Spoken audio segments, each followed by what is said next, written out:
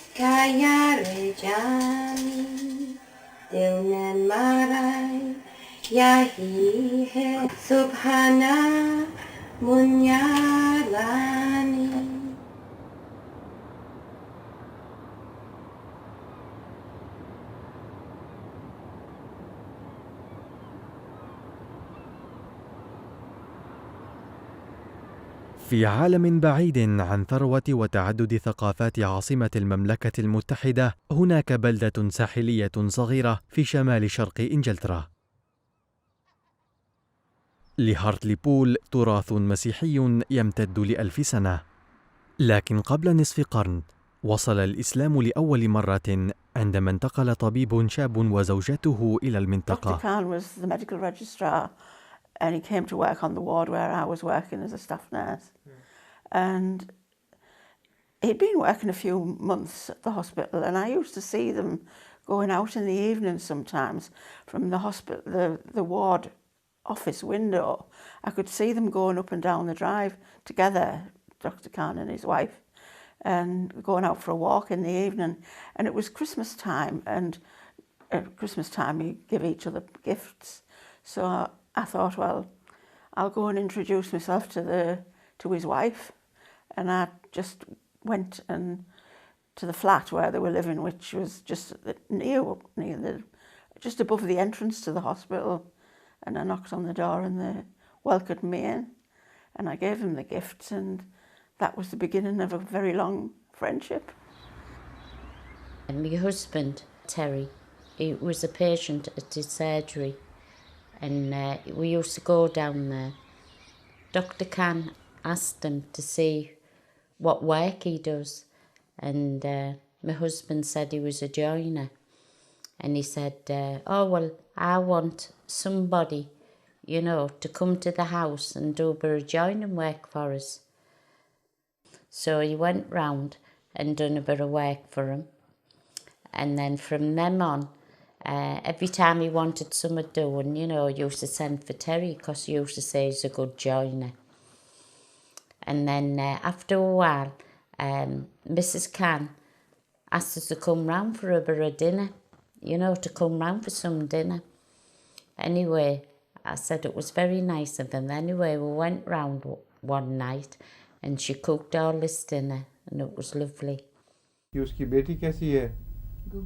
गुगू और We were very fortunate that when we were quite young, I was about 8, Hazrat Khalifatul Masih Salis visited Hartlepool as part of his visit to the UK.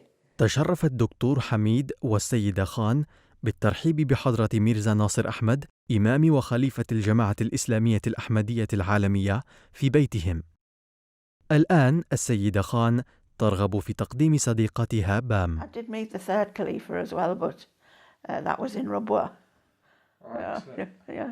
That was my daughter. We went to a wedding of one of Dr. Khan's family members, and my daughter Tara was with me, and everybody was in the lounge, and she just ran over and sat on his knee.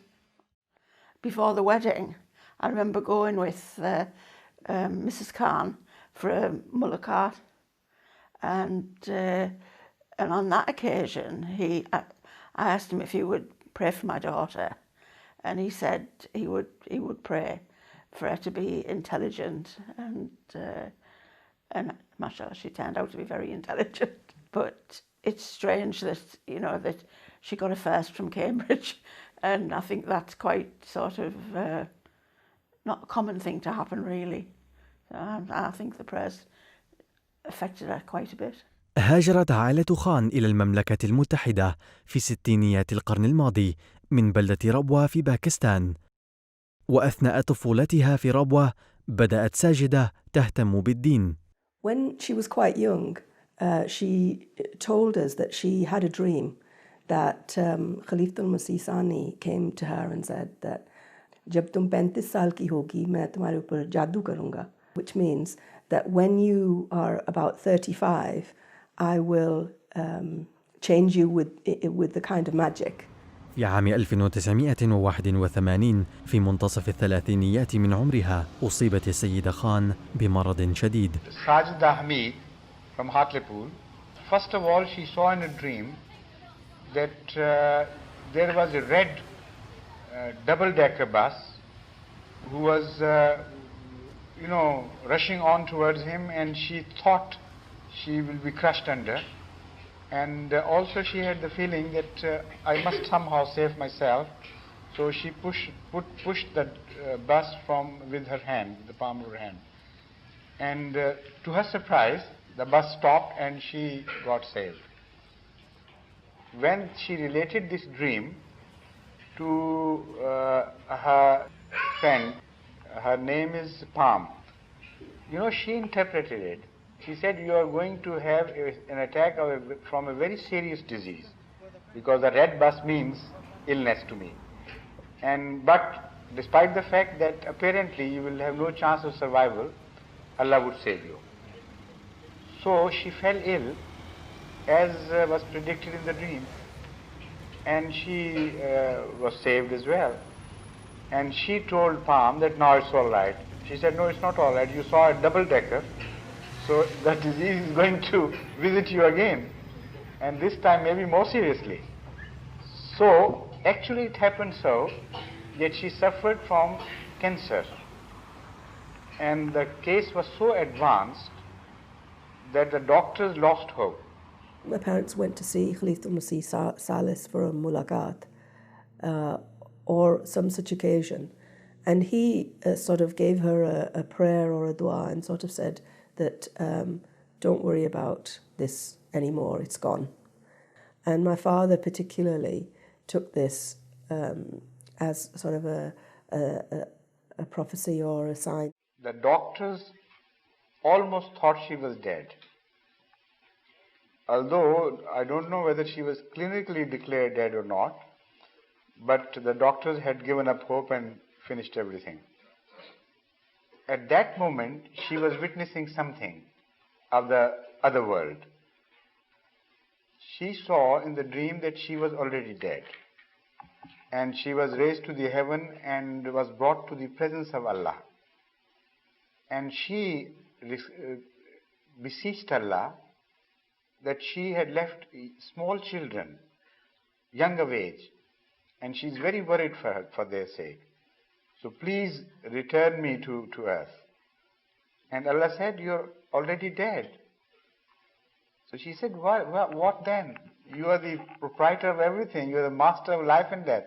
You can send me back even if I am dead.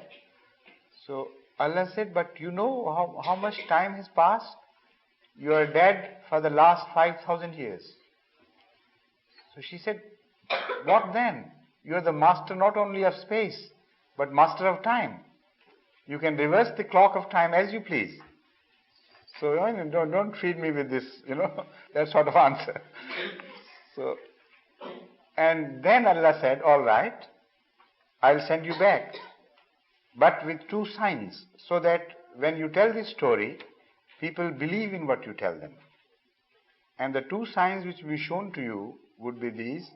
Number one, although the doctors will give you blood transfusion, but you don't need any blood transfusion. So don't take. Secondly, you will feel immense pain, most terrible pain, and the doctors would fail to cure whatever they do. So with that, abruptly the interview ended and she came back to life. And suddenly the doctors saw the signs of breathing and things. Already she was on blood transfusion for some time. And a quarter of that bottle was already emptied when this had happened. So when she noticed that bottle, she remembered Allah's message that she doesn't require any blood transfusion. So she removed the needle by just a jerk of the hand. So the doctor insisted that I must put the needle back in the vein. And she insisted, no, Allah has told me, but he wouldn't believe naturally. So he forcefully injected the needle into her artery or vein, whatever it was, perhaps artery. And the result was that immediately she threw a reaction so strong, allergic reaction, that the whole body became swollen. And the doctor got panicky and removed the needle from her body. Now this is something very special, because it is an established fact, scientific observation, that if you do not throw reaction against a blood transfusion, once the same blood in the same instance simply fails to cause any other reaction. The reaction of the body from the same blood which was being given her is something unknown in the scientific medical history. So the doctor was so shocked, he said, I can't understand what's happening. Then the second thing followed exactly as she was told by Allah. She suffered from abnormal pain in the region of operation, and the doctors, despite their best efforts, though they gave her the heaviest drugs, failed to cure her of that pain. And after some futile efforts, they failed. They said they gave up. They told the husband that we can't do anything. All that we could, we have done. So then, these were the two miracles shown to her in the dream, which came to pass as were predicted. But a third also happened. A third part of the miracle, came later, when she was visited suddenly by her father, who had heard of the operation and who hurried to England, immediately rushed to England to meet his dear daughter. He thought maybe she dies in the operation, so he wanted to reach the place before the operation, but he was late. When he reached the hospital, that was the state in which Sajda was lying, suffering with extremely acute pain. And she heard that her father had arrived, and she did not want to meet him in this state of pain. So she prayed that, Allah, all right, we have shown the miracles enough, and enough is enough. So cure me before my father calls me. And the next minute she saw there was no pain. It was there and not there, even like that. Next minute or within 4 to 5 minutes before the father arrived, it had totally disappeared, completely gone. And ever since she is leading a normal life. Not only that, she has given birth to a beautiful young baby. And both are healthy and normal, although the doctors had told that after suffering from cancer and having gone through this very serious observation and this experience of near death, you should never think of bearing children again. It's a brother. What's his name? Abid. بحلول عام 1982 شفيت السيدة خان، وفي تلك الأثناء في ربوة كان ميرزا طاهر أحمد قد أصبح خليفة للجماعة الإسلامية الأحمدية. Before he migrated to the UK, obviously he was living in Rabwa, and my father thought that us kids weren't getting enough exposure to the Khalifa, so his plan was to take us back to Rabwa, basically so that we would then get the exposure to Huzur. He thought that his kids are growing up in the West, and they have little or no contact with the Zura. They don't really know who Zura is. They went to see Khalifatul Masih Rabi about this idea, and Khalifatul Masih Rabi said that, no, I'm not going to let you go back to Pakistan until you have converted at least 10 families to Ahmadiyyat. And my mother came out of this mulaqat really shocked and thinking, how will I ever convert 10 families to Ahmadiyyat?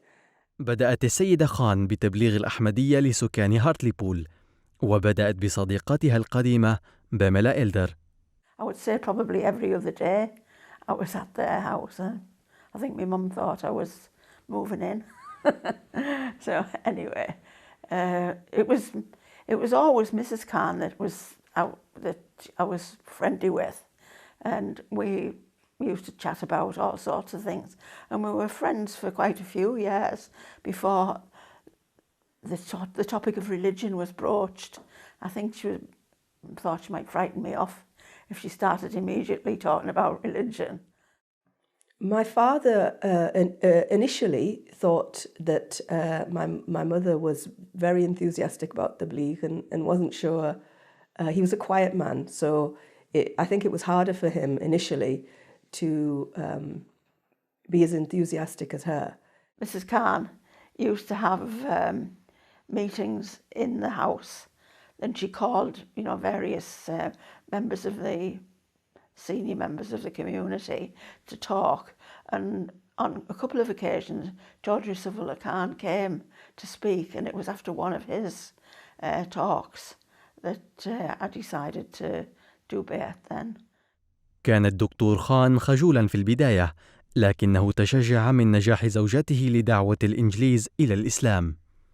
I was in a public house in Stockton with a friend having a drink, and he told me that his wife had met a lovely doctor's wife, and they were Muslims, and she'd been to see them. And she said what nice people they were. So he said to me, would you like to come and visit them? So I said, yes, I don't see why not. So I went there to Connor Road, and I was immediately taken by Dr. Khan, because he was such a shy, reticent, but very, very, very, very kind man. And he stood at the door, and I can still see him standing at the door and saying to me, hello, hello, come in, come in. We had a very, very nice talk, and then he gave me some little pamphlets.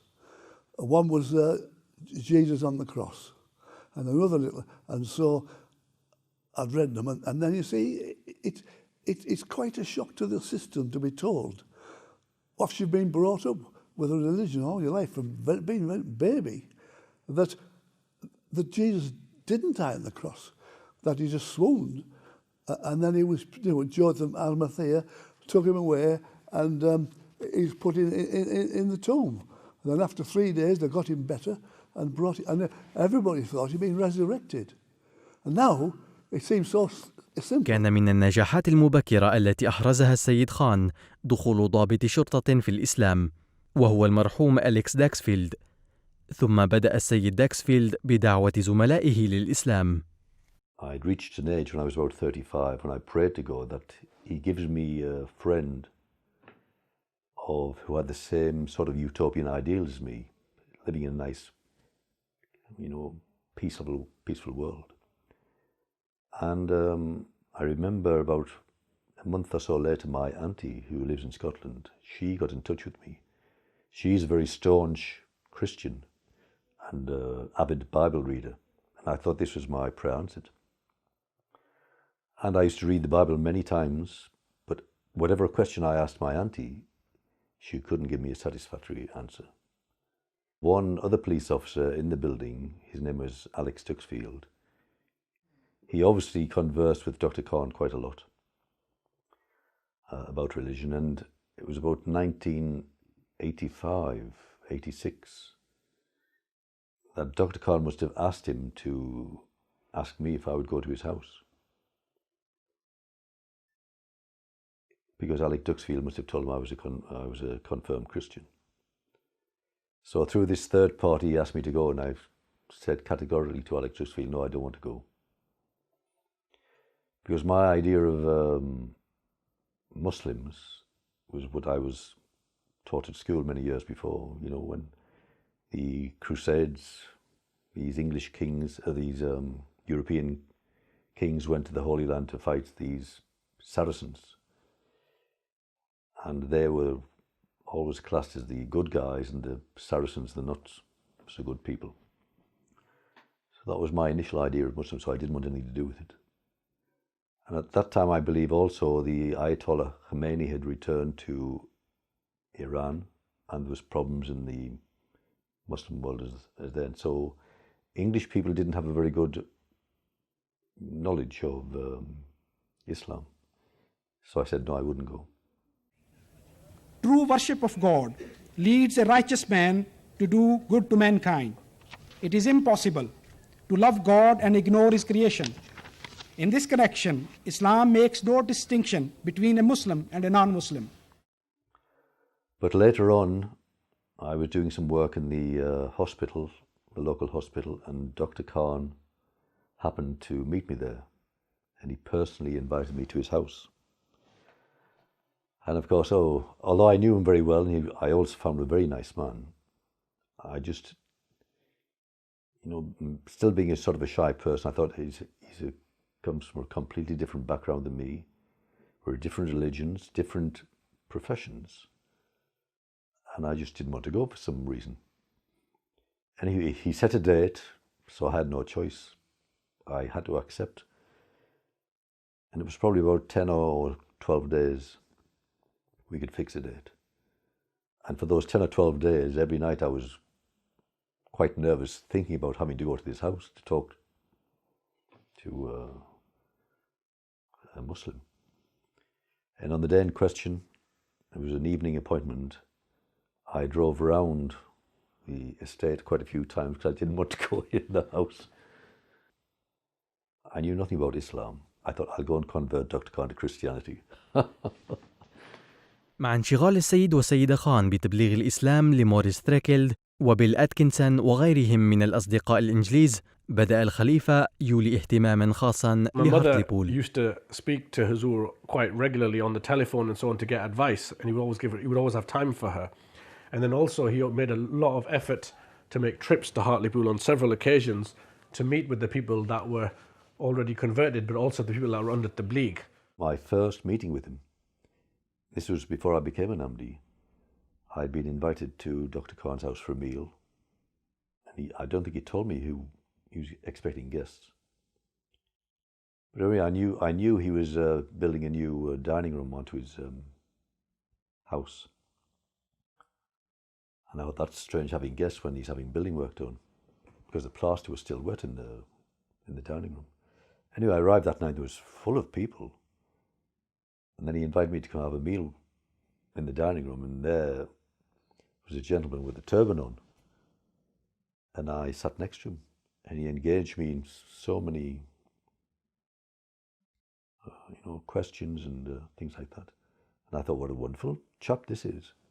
I had no idea he was Khalifa, because I wasn't dressed appropriately anyway. But I thought he was very interesting, very friendly, he was so jovial. And it made you so relaxed. And then I never realised what an important man he was and what a religious man he was. It was just like speaking to you. And I just sat there talking to him about different things, one thing to another.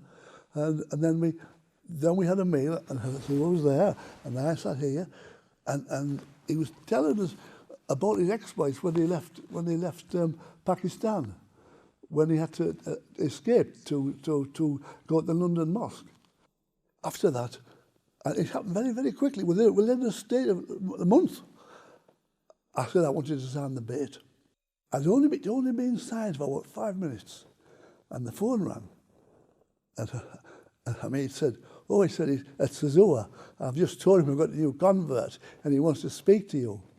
Now, this shows you that I didn't know all that much about it, but I knew in my own heart that it was the right thing for me to do. But Hazur says to me, Assalamu alaikum, No, I said, oh, thank you very much, because I didn't know I should have said, walaikum assalam, which was the thing to do. But you see, you've got to learn all these things, haven't you? Anyway, I spoke to him, and he said, I thought I saw a little spark there, he said. How are you, Mahmoud? Fine? MashaAllah. And then he wrote me a very, very nice letter welcoming to the Jamaat, which I've got framed, which I've above my bed at home, and that was it in 1987. So, you know, and I've got a picture of the lace as well above it and the thing below it. So it's always there in my mind. See it every day.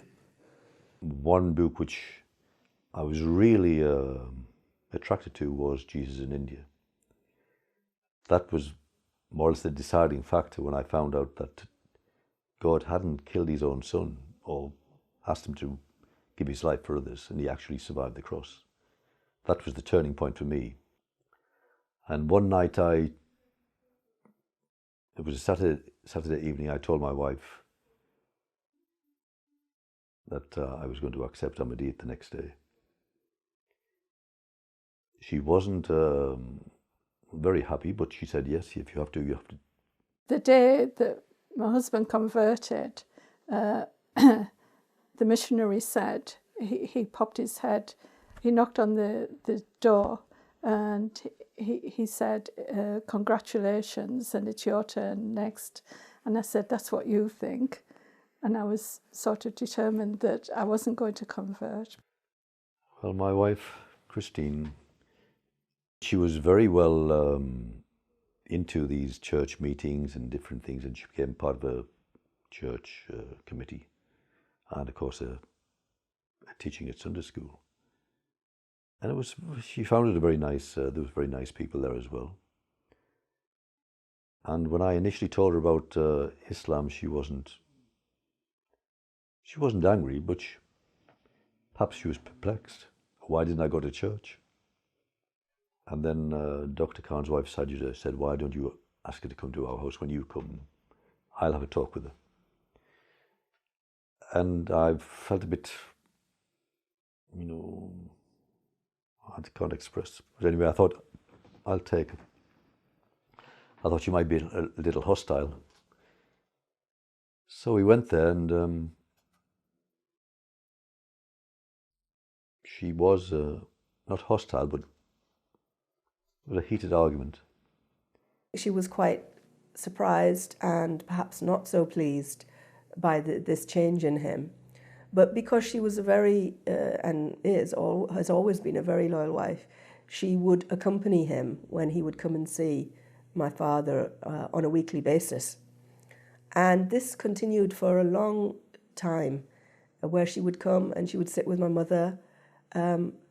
Initially, I actually remember that she looked quite serious and perhaps even somewhat unhappy. بقيت كريستين أتكنسون متحيرة مع الإسلام، لكن صديقة السيدة خان بيريل تايلر كانت أكثر تقبلاً. And she used to read the Quran to us and that, you know, in English. And she kept asking me all the time, all the years, would you like to change? And I was a little bit unsure, you know. And she used to say to me, you know, one of these days will, you know, somebody will come to you. And if it does, would you tell me? And I said yes. Anyway, I went to bed one night and I had this dream about a white lady, you know, and asking me, you know, to go, to be a Muslim and everything. And was kept going, like, you know, kept like putting the arm up to come to him, or, you know, to come to her all the time. Anyway, after that, I kept having the same dream all the time, you know. And I thought, well, it's funny, you know, to have the same dream all the time for a week, you know. Anyway, when I went round Mrs. Khan's, I told her about it. And she said, I told you would get a sign, you know, to be a Muslim. The number of people, the converts to Ahmadiyyat increased, and the number of visitors or people interested in Ahmadiyya increased. And the house in which Dr. Khan lived was a rather large house.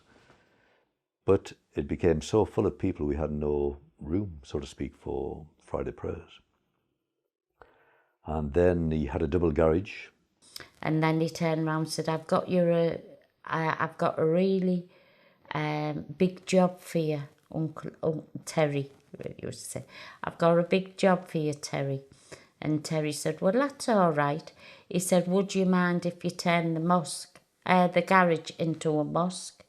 Well, he was over the moon. The second mention in his revelation about the British is that he saw himself in England, catching white birds, and he interpreted this dream as the British people accepting Islam. I have chosen Hartlepool to mention this particularly because here I see the seed of the fruition of these prophecies. Here I see the development of a community which is characteristically British, overwhelmingly British, not made of components from Pakistan mainly, but mainly the British people themselves, were also, with the grace of Allah, very devout and very sincere in their attempt to learn Islam. حول زوج بيريل تيري المرآب إلى مسجد، وبدأت الآن عائلة خان تبلغ الإسلام لأسرة جديدة. Well, it started off with my brother Paul, and he kept it very, very quiet to himself. And then I used to pay visits to my parents, and periodically my brother Paul used to disappear, and I kept saying to my mum, where's our Paul gone? She used to say, oh, he's just gone in another room. And I said, well, he's been gone an awfully long time. Then all of a sudden she told me that he'd gone in to say his prayers. And I was like, what? She said, oh, yes. And slowly, he started to change as a person, and he got really nice. And then all of a sudden I was like totally taken back because I just couldn't believe like the change in him. And then he was talking to my mother a lot, and he kept saying, you'll have to come to prayers on Friday. No, you keep going, you keep doing what you're doing, and maybe. And then one day I'd said I would go through to see her, and she said, oh no, I'm going to meet our Paul's friends, Sajida and Dr. Khan. She said to me, would you like to come?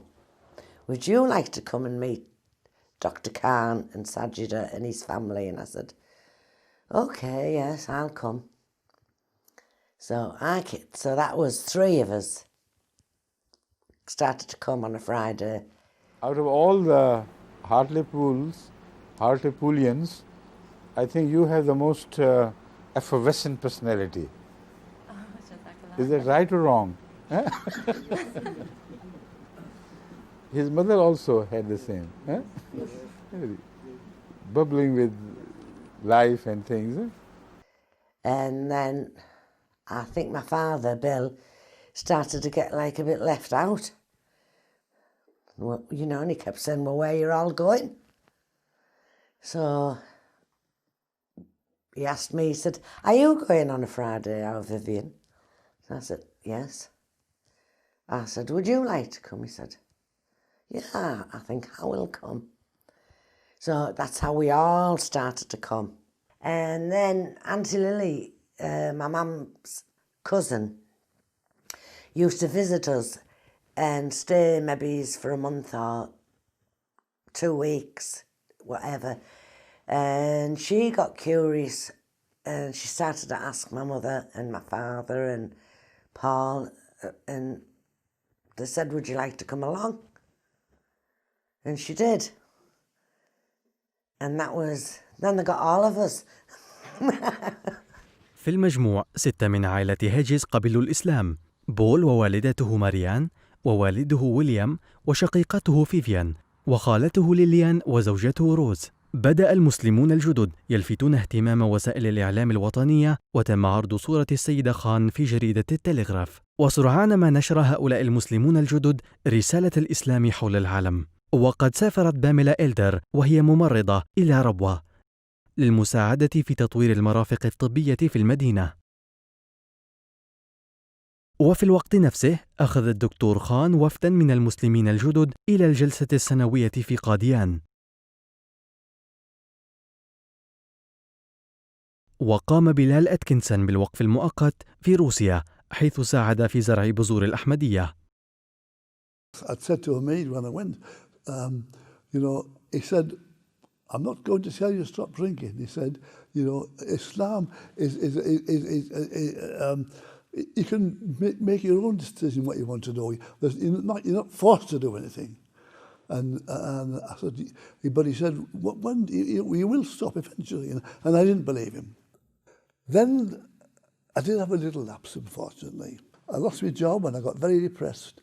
And I'd said to Hamid, I said, if I hadn't become an Ahmadi, I would have committed suicide. And that's a terrible thing to do. I mean, that's the worst sin you can possibly do.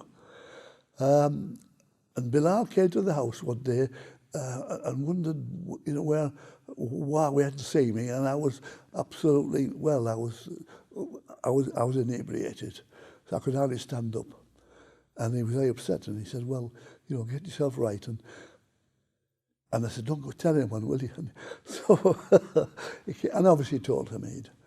And Hamid rang the Khalifa and told him and said that Maurice is in a bad way. Or they used to call me Mahmoud, which I quite liked, Mahmoud, because he was nearest to get to Maurice.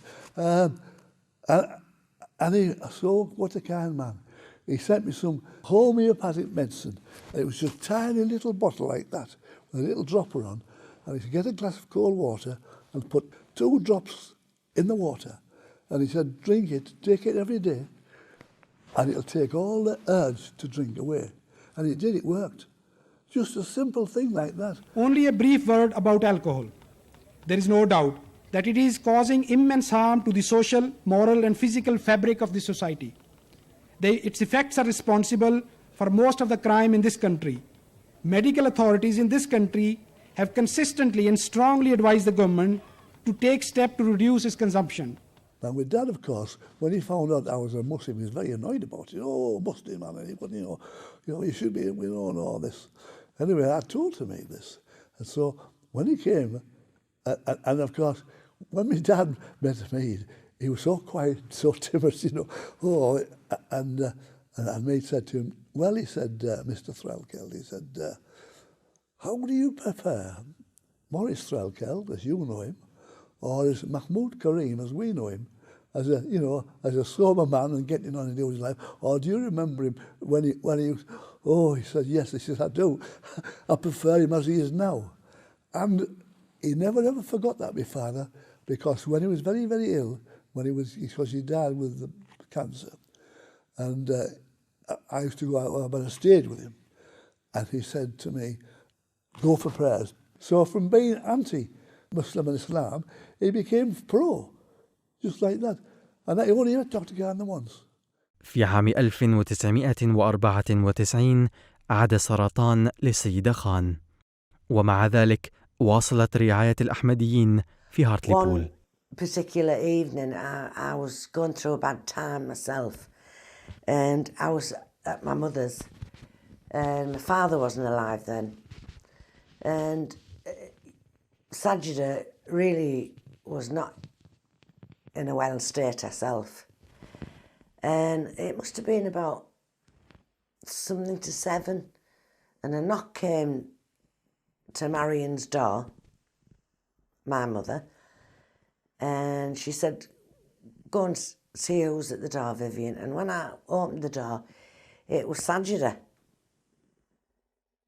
And I said, come in. She said, oh, I can't come in. I'm in a rush. And she had 2 bags of shopping. And she just like put them down at the front door. And I said, what do you want me to do? She said, oh, they're for you. And I leant over to thank her, and she just said, the basics, what you're going to need. And she said, I'm going to have to go. But she said, I had to do this. She said, because there was no way I was going to sit down and eat my meal knowing that you had nothing. And it was the most touching thing that anyone has ever done for me.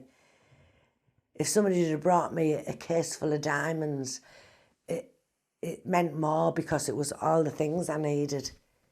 There was flour, sugar, potatoes, onions, veg, you name it. They were all like things, your everyday things, but were very important. And I'll never ever forget her for that. And it must have been a strain for her to do it, because she really wasn't very well. كانت السيدة خان تبلغ كريستين أتكنسون لعدة سنوات دون جدوى، ومع انتشار السرطان في جسدها كان الوقت ينفد. And even when she was really, really ill and she knew that she was dying, she never ever said, are you going to convert? She always took an interest in what you said. She always respected what you said. And although she didn't agree with some of the things you said, she still accepted that was your opinion. She was so enthusiastic that even when she was very ill at the end of her life, she had cancer and it had affected her memory. But even though she didn't have all the words to speak, even when she would see the nurses that would come and to look after her, she would start preaching to them and talking about God and how the existence of God. Her uncle, Mamu Manan, visited us, and he observed that she would often have a lot of pain, but whenever any of her the English ladies that had converted or the people that she was preaching to came to visit, she would sit up and appear as if she was well and would talk to them quite happily until they left, and then it was obvious again, and it was apparent that she was quite unwell and in pain. And he asked her that, how do you manage to do this? And she said it was because she didn't want any of the ladies that she had told and taught so much about God to think for even a second that she was in pain and that perhaps God had not helped her. I used to have a dream that there was a white shiny shape at the end of my bed, and I used to wake up screaming when the shape was here. It frightened me. And I used to everybody in the house woke up and used to be frightened because I'd had this dream. And over the years, she moved around my bed, and I got really frightened because I thought I was going to die. And she got closer and closer. And this happened over a period of a long time. And then I had one dream where she was there, but she bent over me and I saw her face for the first time. And it wasn't a lady, it was a man. I didn't know who this man was. And it wasn't until a long time after that I'd been going to Dr. Khan's that I actually saw a photograph of him. And so Dr. Khan and Saida arranged for me to go and meet him. And when I went into his office, he was dressed all in white, just like in my dream, and his face was glowing like it was in my dream. And I'd never seen anybody with such a serene and beautiful face. Wa alaikum assalam, Christine, how are you? I had a dream that my father was ill and in hospital, and my mother and my brother and myself were crying. And I told them that I'd have to go and leave them. And my mother said no, and I said, no, I have to go, I have to leave. And I woke up crying and I was so upset. And then afterwards, we had an appointment to go and see Hazur. And we went in his office and he said salam to everybody. And then he said, you know, Christine, there comes a point when you have to leave your family. And my heart was just pounding because in my mind I thought he knows about my dream. And how does he know about my dream? So Sajida was saying, tell him about your dream.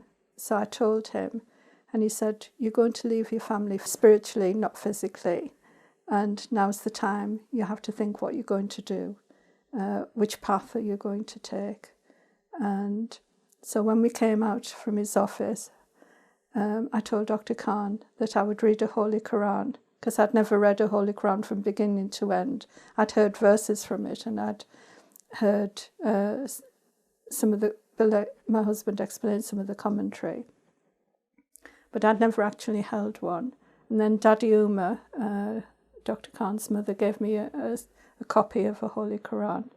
And when I took it off her, my hand was shaking, and a voice inside said, there's no turning back.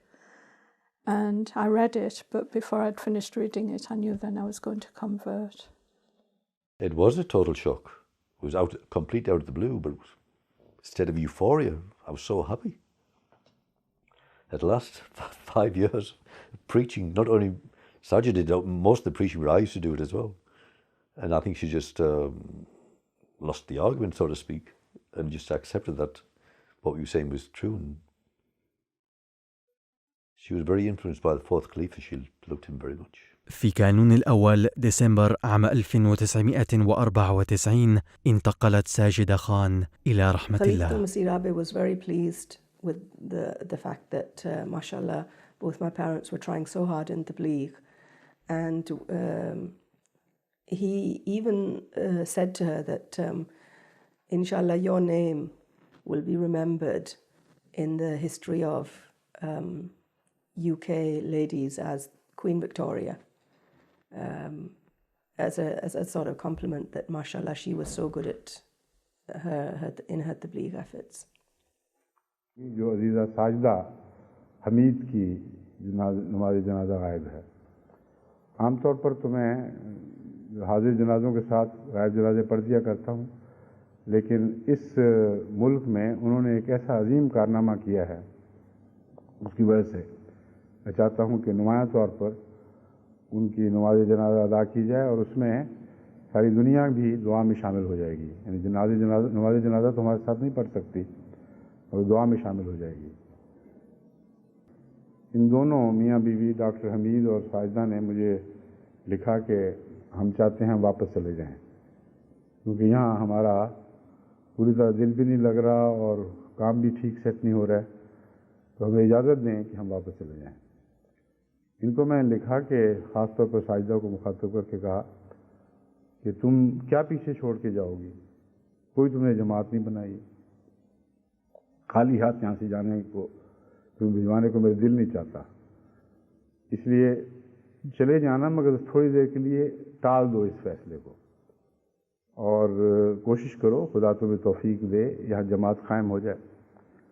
उसके नतीजे में दोनों बहुत ही सही फितरत थे, हमीद तो हैं भी, उन्होंने फौरी फैसला किया कि हम जब तक यहाँ जमात कायम नहीं करेंगे हम नहीं जाएंगे। और फिर जमात कायम की जब कायम करने की तौफीक मिली, फिर जाया कहाँ जाता था, अपने रूहानी बच्चे, उनकी रूहानी माँ बनी हुई, ऐसी तरबियत उनकी की और इतना प्यार था आपस में।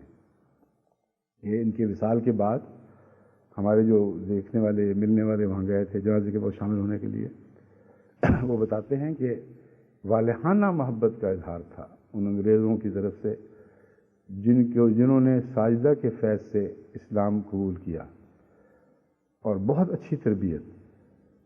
और इंग्लिस्तान में एक ही जमात थी, अभी तक शायद ये एक ही हो, जिसमें अंग्रेज़ों का गलबा था और गैर मुल्की निस्बतन कम थे, क्योंकि उन्होंने बाद में हमें लिख दिया कि अब हमारा जाने को दिल नहीं चाहता। इसलिए जब जनाजे का सवाल हुआ नाश का कहाँ दफनाई जाए, मैंने डॉक्टर हमीद से कहा कि वहीं दफनाएं, उसी से ज़मीन का अब हक़ है कि उनको अपने पास रखे। तो इंशाअल्लाह असर की नमाज के मान बाद साजदा की नमाज जनाजा होगी। كان ابن السيدة خان الأصغر عابد يبلغ من العمر 11 عاما فقط. My mother passed away, I think it was the 3rd of December in 1994.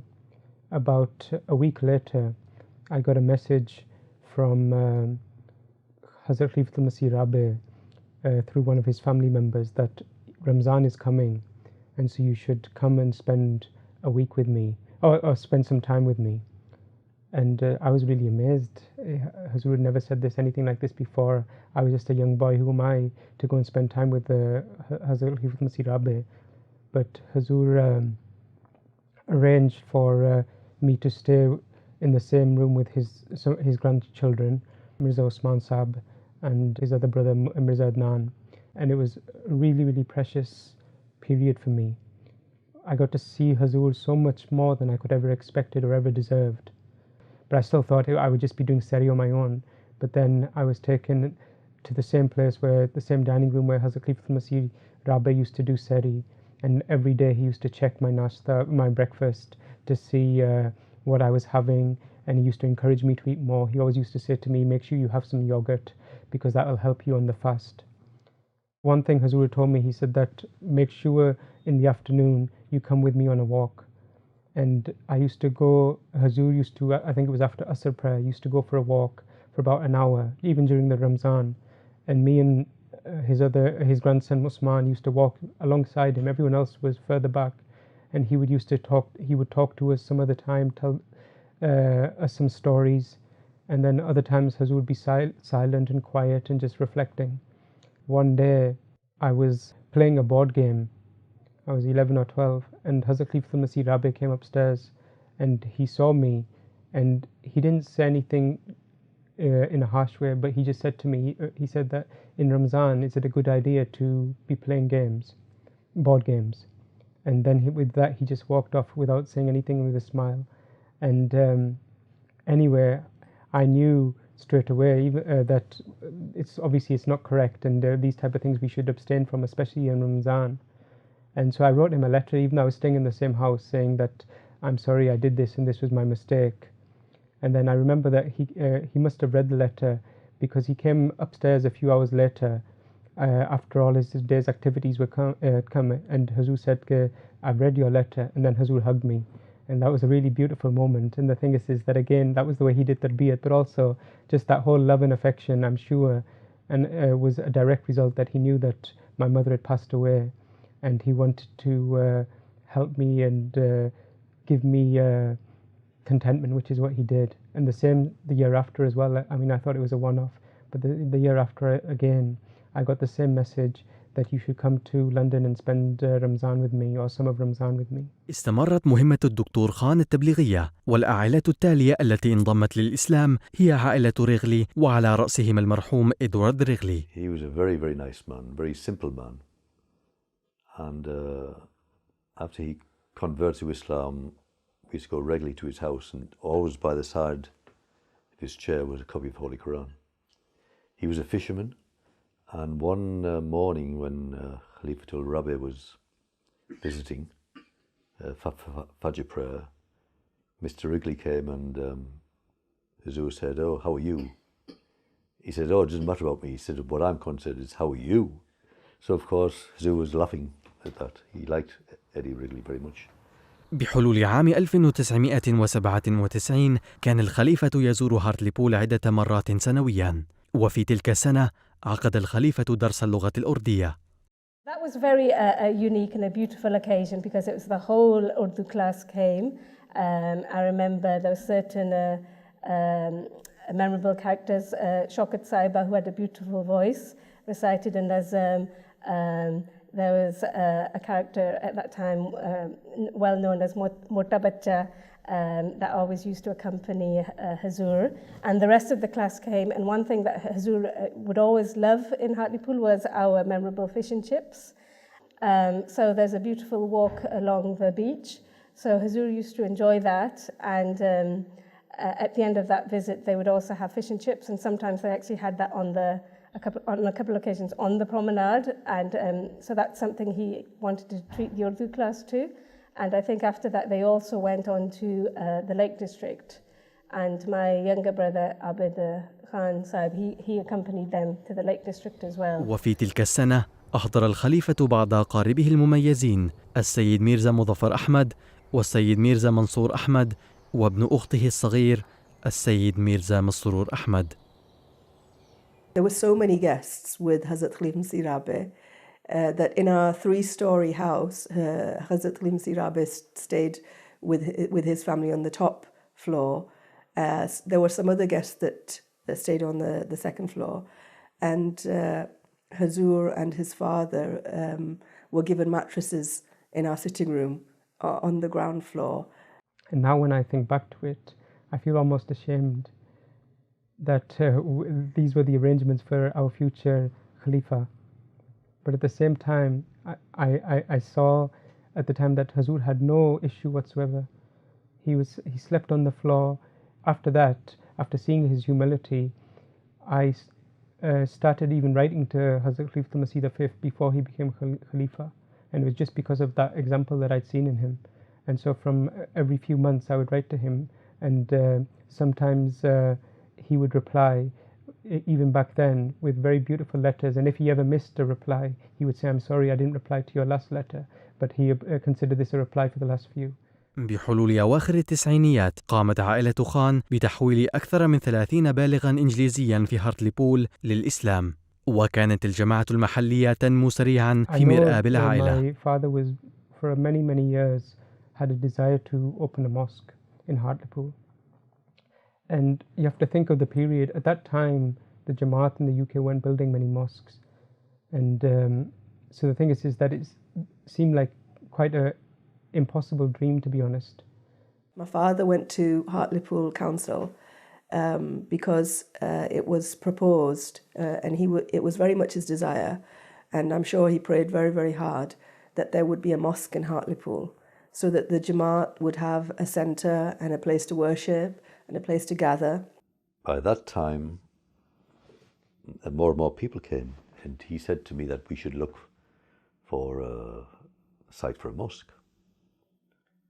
So he made the inquiries with the local council, and after a while, I think they identified 19 sites we could view. And during this time, he contracted cancer of the esophagus. He had to undergo certain treatments.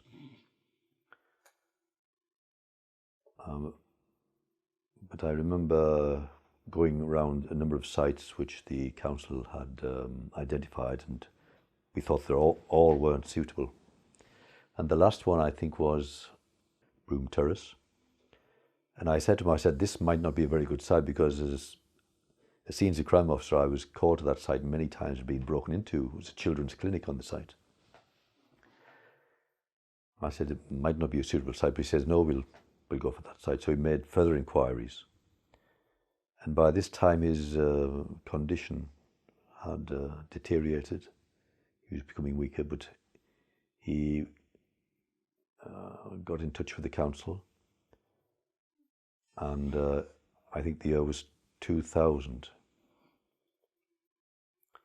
where he informed the council we were interested in purchasing the site in Broome Terrace, and they quoted a price of £60,000. And by February, the end of February 2000, Dr. Khan passed away in June. And I remember that probably the last conversation I had with my father, Dr. Hamid Khan, was probably a week, 10 days before he passed away. After that, obviously, I did talk to him a little bit, but this was the last proper conversation I had with him. And he said to me that I know I'm going to die soon because my health is like this. But he said that throughout your life, I've only got one piece of advice for you, and that is to stay close to Khalifa Waqt. He said, if you do that, then I've got no reason to worry for you. But if you don't, then I do. So I'll never forget those words. And I know obviously he prayed for me, and my mother, she will have prayed for this in her life as well. And the sacrifices that they made was the reason that Allah, I'm sure, has given me this privilege, because I know there's thousands and thousands of people within our Jamaat, not speaking externally, but within our Jamaat, who are much more talented and capable. But Allah has given me this opportunity for the last few years to serve Hazrat Khalif Masih V as his press secretary, but also to learn from him, to see how he works, and to be able to spend a lot of time with him and to travel with him. And so the thing is, that is only because of the blessings, I'm sure, of what my elders did. उसके अखलाक निराले थे, अदाएं थी अजीब। हार्टलीबोल में कर ले। What is your time? What did you tell them when you invited them? How long they were expecting to remain with us? Didn't give any time. Huh? You always play safe, huh?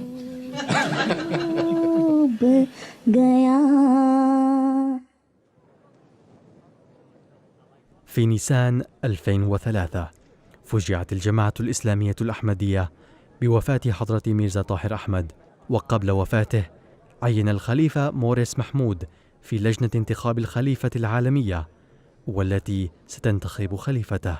I went and joined the election, you see. I was very concerned about it because, you know, it's a very, there's only 100 and it's a very important meeting to go to. God's going to appoint the Khalifa. And someone got up and said, well, will the people stand up so we can see them, you see? Well, I didn't even turn around because I thought, well, even if I see them, I don't know who they are. And then the way went through. And then when the person, Khalifa's name was called out, everyone's had shot up just like that. It's amazing. And everybody went up and embraced us. Very, very emotional. حضرة ميرزا مسرور أحمد الخليفة الحالي للجماعة الإسلامية الأحمدية أعاد الآن تنشيط مشروع مسجد هارتليبول، وفي عام 2004 زار هارتليبول ووضع حجر أساس المسجد، وبعد ذلك بعام عاد لافتتاحه.